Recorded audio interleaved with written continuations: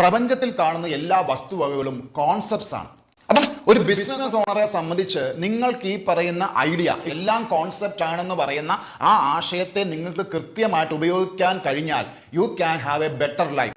അതായത് ബിസിനസ്സിൽ ഉപയോഗിക്കുന്ന മെത്തഡോളജി എന്ന് പറയുന്നത് സ്റ്റോറി ടെല്ലിംഗ് എന്ന് പറയുന്ന ഒരു മെത്തഡോളജി ഉപയോഗിക്കാറുണ്ട്. വിഷ്വലൈസേഷൻ എന്ന് പറയുന്ന ഒരു ടൂൾ ഉപയോഗിക്കാറുണ്ട്.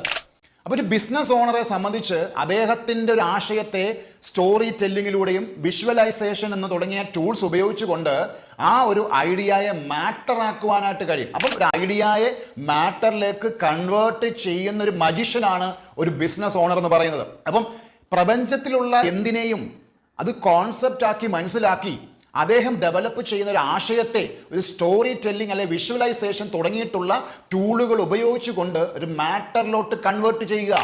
അപ്പോൾ സക്സസ്ഫുൾ ആയിട്ടുള്ള ബിസിനസ് ഓണേഴ്സ് എന്താ ചെയ്യുന്നത്?